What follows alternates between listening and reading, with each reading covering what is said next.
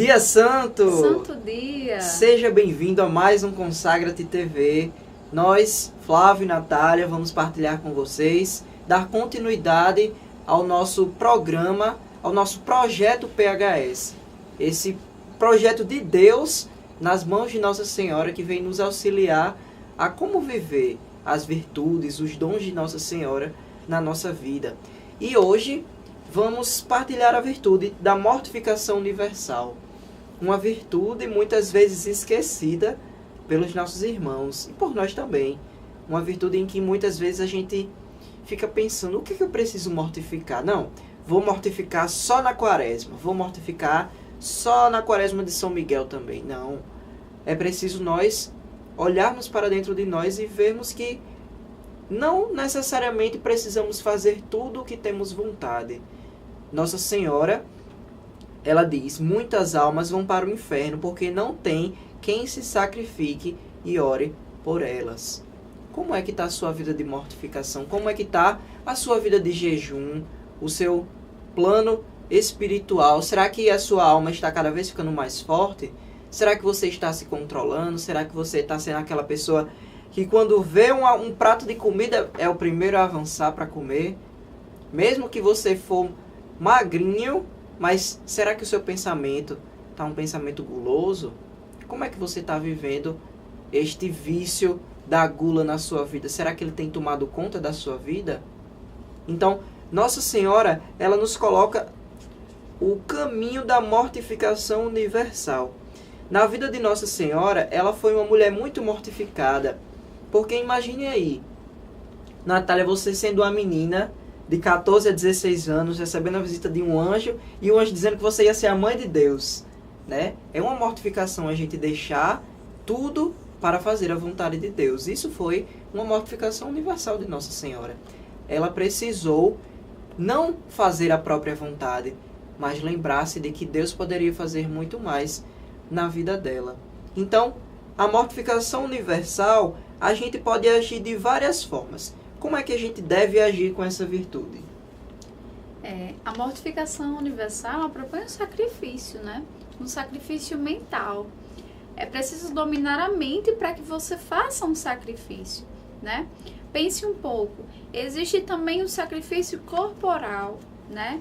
Que é justamente a necessidade de se fazer um sacrifício, de mortificar um sentido, de mortificar o desejo da carne para seguir a Deus, né? No caso é para abraçar a sua cruz, né? Tentando se espelhar, se tornar um com a paixão do nosso Senhor, né? Para que assim possamos ressuscitar.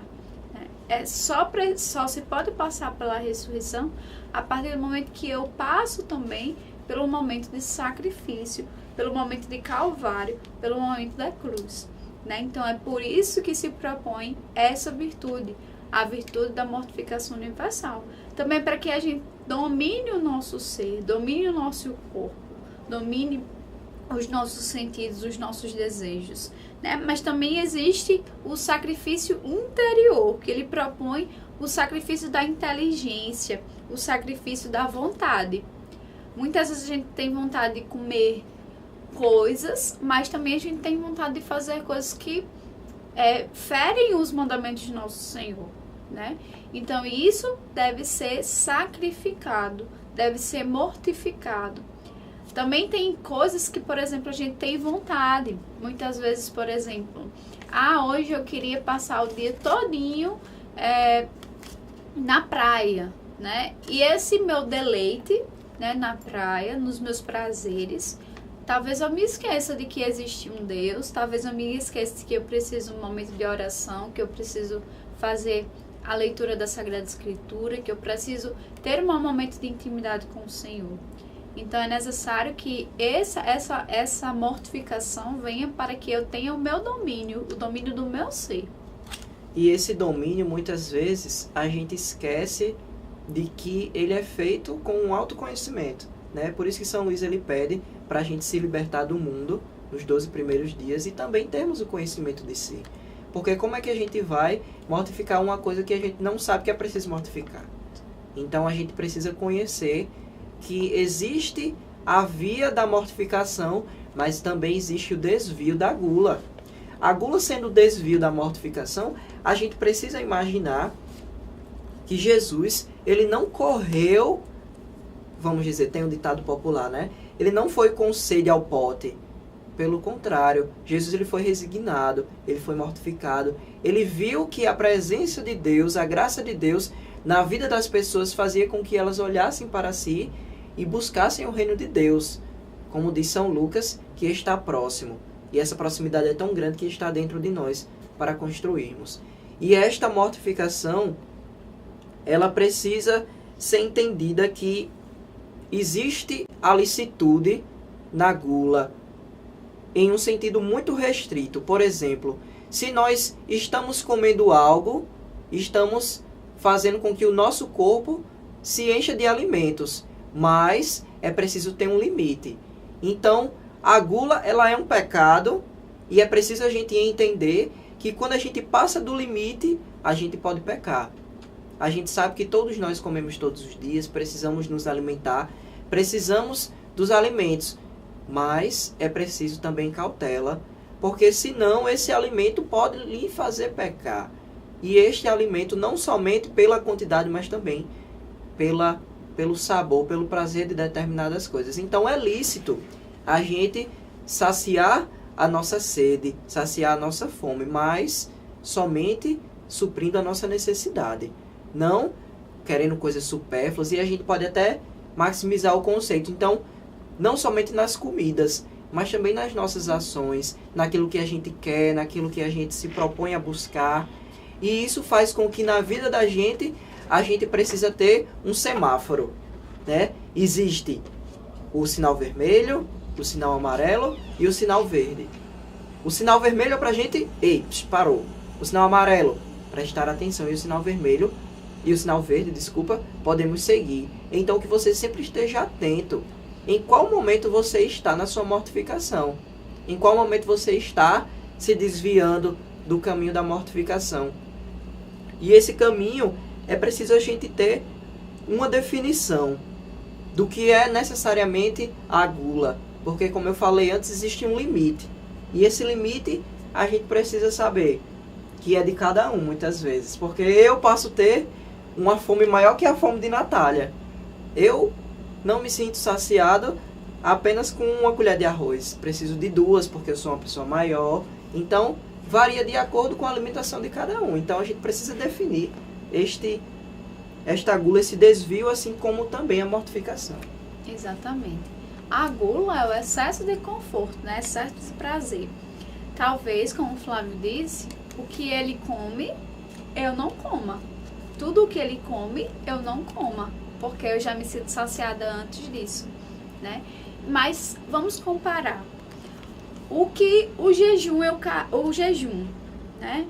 O jejum de um velhinho não deve ser o mesmo jejum de um jovem, né? Pense, o velhinho, ele precisa comer, ele precisa se alimentar, né? Claro que o excesso não é positivo, mas ele precisa ter uma alimentação. O jovem, ele pode dar mais, né? Ele pode se regrar mais, sem que tenha um passamento, sem que sofra consequências de saúde, né? Então, é muito necessário que a gente conheça o nosso ser, como o Flávio falava. Conheça qual é o meu limite, né? O que eu preciso comer, né? O que, pra mim, até ali, tá bom. É necessário que a gente aprenda a entrar na mesa agradecendo ao Senhor, pedindo por aquelas pessoas que não têm aquela comida, mas também sair da mesa tendo a consciência de que eu não comi por excesso, né? Ainda tenho fome, mas eu estou saciada. A saciez não quer dizer que eu ultrapassei o limite, né? A saciez é, de fato, estou confortada, né? Eu não excedi o meu conforto, eu não ultrapassei, eu não estou vivendo o prazer, né?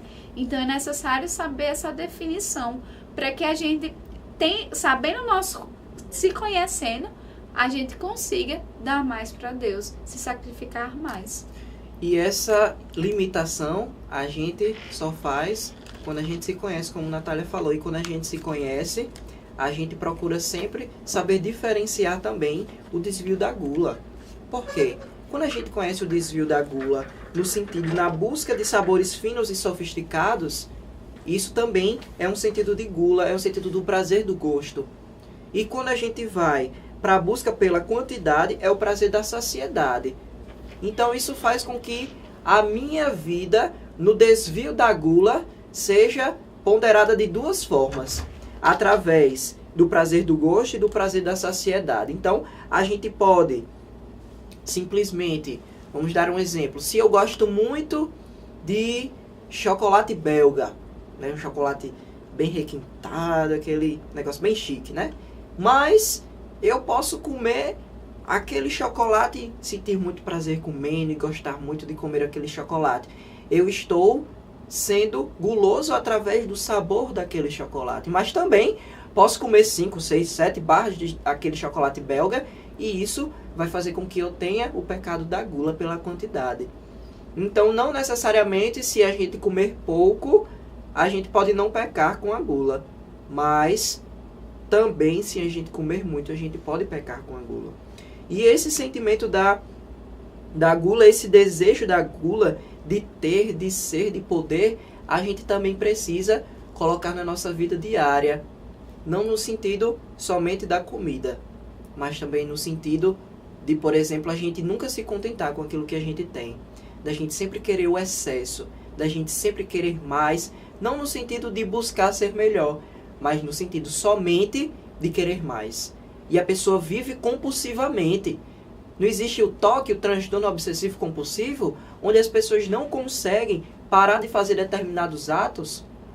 Assim também, a compulsividade através das nossas ações faz com que nós pequemos. Através dessa compulsividade na gula, através da compulsividade nas compras, através da compulsividade nas drogas e até também no nosso próprio ego. No nosso próprio, eu sou sempre o melhor, eu sou sempre isso e eu vou sempre fazer mais para que eu sempre seja o melhor. Então a gente não deve buscar essa excessividade. Mas uma irmã de comunidade minha, né, Lígia Magnólia, ela disse que às vezes a gente tem 99% das coisas boas na nossa vida, mas a gente sempre fica com aquele 1% de coisa ruim. E a gente nunca consegue melhorar por conta disso. Porque a gente sempre fica procurando aquela ruindade, aquela coisa que nos faz mal. E a gente nunca está servindo também com humildade na nossa vida. De reconhecer que somos limitados, mas que devemos buscar a graça de Deus para sermos pessoas melhores. E esses pensamentos, muitas vezes provocados pelo demônio, é de pouquinho em pouquinho. Às vezes ele fala, o demônio justifica a gula apontando motivos como a saúde é fraca. Coma mais, você precisa de mais comida para se alimentar. Na palavra de Deus tem dizendo, disse-lhe então o demônio, se és filho de Deus, ordena a esta pedra que se torne pão. Fazer uma visita e comer pouco é uma desfeita para aquele que nos acolhe. Né? Então, para as pessoas sentirem que eu estou bem, que eu estou me sentindo bem aqui, eu vou comer mais. E aí você vai se alimentando, e engordando e também alimentando a sua gula. Né? O demônio, ele pratica tudo para lhe fazer justificar o seu pecado. Mas o pecado não é justificado. Na nossa vida, precisamos entender que o pecado é pecado. E precisamos nos confessar para nos livrarmos dele, pela graça de Deus. E isso faz com que gere um efeito na nossa vida. Ou seja, quem busca no prazer do comer a sua satisfação e não na glória de Deus, está em desordem. A nossa vida fica descontrolada. Eu não consigo mais ver um prato de comida se eu não ir lá e for comer. Eu não consigo mais botar somente uma colher, mas eu tenho que botar 2, 3, 4. Eu não consigo mais botar somente uma colher de açúcar, tenho que botar mais. E isso vai fazendo com que a nossa vida fique desregrada. Vai fazendo com que a nossa vida seja cada vez alimentada mais pela gula, que provoca uma demência espiritual, que nos dá muitas vezes, não mais nós quem vivamos, mas a gula quem faça-nos viver. É os alimentos, são os instintos, aquilo que nos provoca e que nós necessariamente vamos fazer. Mas não, meus irmãos. Precisamos ver que é a graça de Deus quem nos dá o ânimo, quem nos dá tudo aquilo necessário para continuarmos a nossa vida. Que as coisas materiais, elas passam. Que a nossa vida também um dia vai passar. E não devemos nos alimentar sempre, compulsivamente, mas pelo contrário, sabendo aquilo que é necessário da nossa vida e precisando sempre da graça de Deus e o auxílio da Virgem Maria para nos colocar e combater este pecado da gula. Porque às vezes é muito difícil. É difícil a gente saber que na nossa frente está ali o que a gente mais gosta, mas a gente precisa mortificar. Sim, a gente precisa mortificar. O motivo disso é buscar estar na cruz junto com Cristo, né? É preciso que eu saiba que para mim existe um limite. O Senhor me deu a liberdade de escolher, né, entre estar com Ele e estar sem Ele, né? Ainda que Ele sempre permaneça em nós. Mas Ele nos dá o livre arbítrio de, assim escolhendo, a gente saber para onde a gente quer ir. E é necessário, se a gente é o reflexo de Deus, eu preciso ser aquilo que Deus foi. E Jesus, ele viveu em tudo o sacrifício. Pense que ele disse que era alegres aqueles que sabiam o ponto, o seu limite. Era alegres aqueles que sabiam até onde comer, até onde beber. O Senhor veio, o primeiro milagre do Senhor foi o quê? Um milagre para satisfazer o prazer daquele povo, que era o vinho, né? Mas pense, qual o milagre que o Senhor precisa fazer hoje em nossa vida? Será que não é viver o sacrifício? Para entregar esse sacrifício, Nossa Senhora lá em Fátima, ela perguntou: qual o sacrifício que quereis oferecer ao Senhor? Quereis oferecer um sacrifício ao Senhor? É isso que eu também pergunto, né? É necessário que a gente faça isso, não com a motivação, eu estou fazendo um sacrifício, poxa, como o Senhor diz, né? Que a gente faça o jejum, mas se banhando de perfume, para que ninguém perceba. Que a gente faça um jejum, mas com um sorriso no rosto, para que ninguém perceba isso. Né? Ofertando aquele sacrifício ao Senhor. É ao Senhor que é o destinatário deste sacrifício. Né? Para o embelezamento, para as pessoas que estão pecando, para as pessoas que sofrem, para nós também. Né? A maior intenção é o domínio do nosso ser. Então, quem se mais beneficia disso sou eu que estou praticando esse jejum. Então, é necessário que eu comece a fazer, claro, para ofertar a Virgem Maria como um bom consagrado, mas sabendo que ela está fazendo muito mais em nós. E isso mostra que o desvio da gula serve também para nos afastar, porque o vício da gula está dentro da via do eu. Então a mortificação serve para nos santificar, é uma santificação particular. Então a mortificação vai fazer com que a nossa alma, como eu falei em programas anteriores, fique mais forte, fique de uma forma tão mais íntima de Deus, que o pecado da gula, o vício da gula, vai se tornando algo rasteiro, vai ficando de lado. E como é que existe o desvio do caminho da mortificação pela gula? Muitas vezes através da frustração. Às vezes, Satanás coloca um pensamento na nossa vida de que vá, faça isso, e se a gente não consegue buscar o algo a mais, a gente se frustra.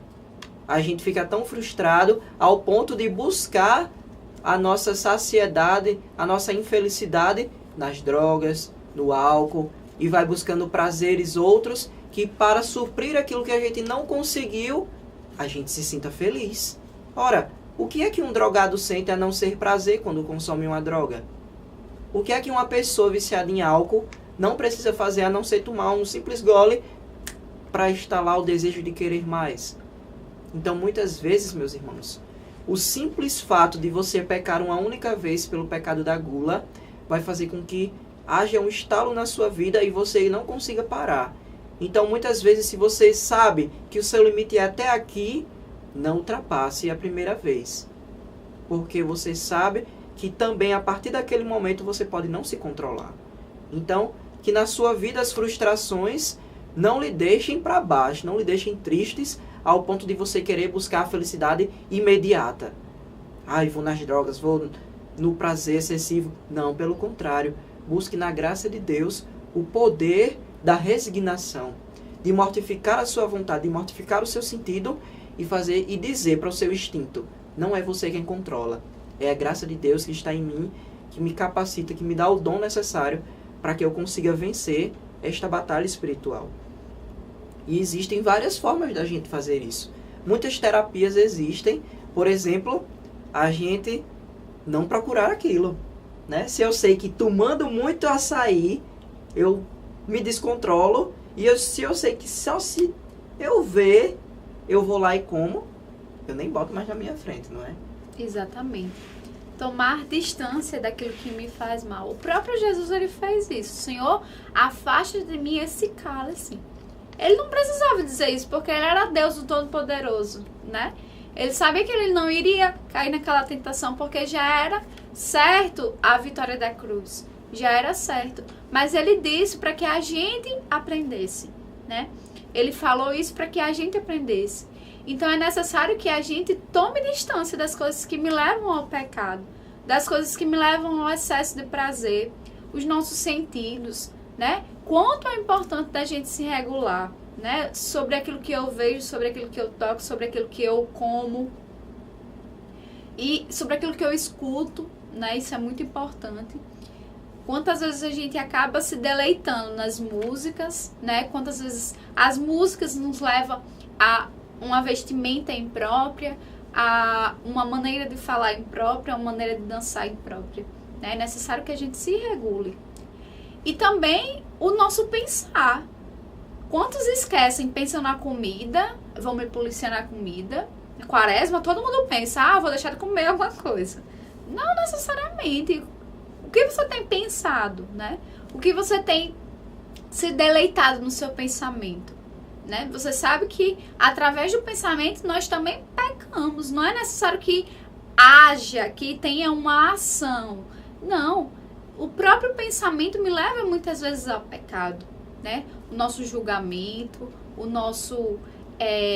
a nossa inveja, tantas outras coisas que nos fazem, o orgulho, que muitas vezes é demonstrado através do meu pensamento, eu sou o melhor, mas apesar de eu não exteriorizar isso. Mas tudo isso deve ser motivo de policiamento. O Senhor disse, vigiai e orai. Meu irmão, não existe alegria sem cruz. É necessário que a gente, de fato, abrace essa cruz. São Luís, ele nos convida a este abraço de cruz. O Senhor não disse, vem até mim, pegue um docinho e me siga. Ele não disse isso. Ele disse, vem até mim, pegue a sua cruz e me siga. Renuncie a tudo e me siga. Então é necessário. Esse processo do sofrimento muitas vezes é deixado de lado, né? As pessoas não querem mais sofrer, as pessoas não querem mais sentir o peso da cruz e acham que a prosperidade é sempre melhor. Que o Deus é o Deus da prosperidade e Ele sempre vai me dar tudo do bom e do melhor. Mas não, como a Natália falou, Deus disse o quê? Jesus disse, quem quiser me seguir, renuncie a si mesmo. Renuncie aquelas suas vontades que muitas vezes lhe deixa o maior, o todo-poderoso, cheio de prazer. Tome a sua cruz. Muitas vezes vai surgir situações difíceis na sua vida, mas não desista, continue e persevere. Olhe com outros olhos para essa sua situação difícil. Coloque um sentido na sua vida, reze. E sabe como é que a gente coloca esses bons pensamentos que a Natália falou? Através da palavra de Deus. Então existem palavras de poder para nos ajudar. Por exemplo, em 1 Coríntios, capítulo 10, versículo 31. Portanto, quer comais, quer bebais, ou façais qualquer outra coisa, fazei tudo para a glória de Deus. Romanos 6, 23. Porque o salário do pecado é a morte, enquanto o dom de Deus é a vida eterna em Jesus Cristo nosso Senhor. O Salmo 22, muito conhecido, o Senhor é meu pastor e nada me faltará. Quanto é difícil vivermos a virtude da mortificação e sabermos que a providência de Deus irá chegar para nós. Como é difícil a gente encontrar a providência de São José na nossa vida, rezar com ele. Nós, como consagrados, devemos nos resignar também, assim como fez Nossa Senhora na sua vida, durante todo o processo crescimento de Jesus, Nossa Senhora ensinou a ele. Caía, machucava, mas vai sarar, meu filho. Não se preocupe, dá um beijinho. Pronto, passou. As mães fazem isso, que é para mostrar, né? Muitas vezes que o sofrimento que bate à porta da gente, ele vai fazer com que nós cresçamos, com que nós sejamos pessoas melhores, através da graça de Deus. E para finalizar, meus irmãos, que a vida de nosso Senhor Jesus Cristo comece através do seu conhecimento. Você sabe que você às vezes descontrola em algumas situações, então peça a graça de Deus.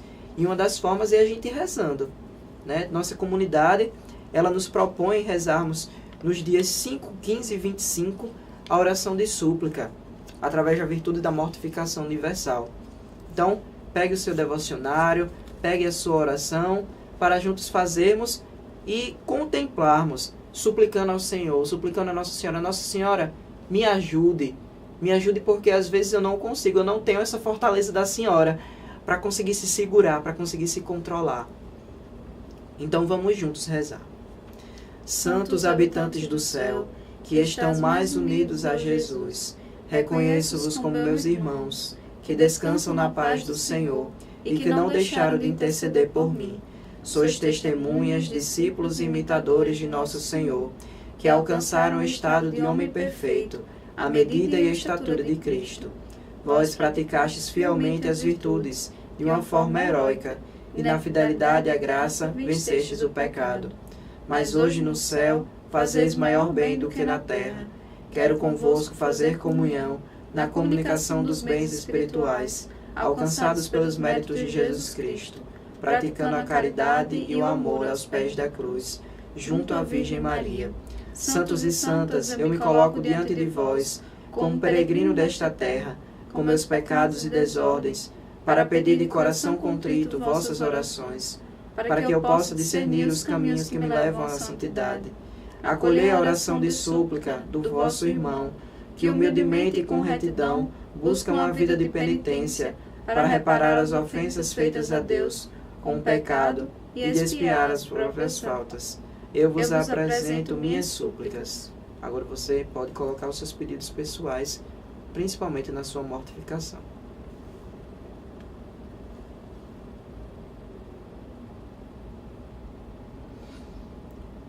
Dai-me o dom da paciência para suportar os dissabores da vida e perseverar na fé até o fim, envolvido pela mortificação universal, virtude que arrastou a Virgem Maria. Vencerei o apego às pessoas, os excessos de conforto e prazer, através do oferecimento de sacrifícios a Deus, no comer, nas diversões e nos desconfortos que a vida oferece, sabendo suportar o comportamento dos outros. Dai-me força para dar sempre bons conselhos e instruir com prudência os que estão à minha volta. Santos e santas de Deus, rogai por nós. Então, meus irmãos, que a graça de Deus, que a virtude de Nossa Senhora da Mortificação estejam sempre com vocês. Para mais informações, mais formações, podem entrar no nosso site www.disciplosdamandedeus.com.br ou também nas nossas casas de missão, assim como na nossa casa de formação e nossa casa de retiro aqui em Natal. Então, fiquem com Deus, fiquem com Nossa Senhora e cheirinhos!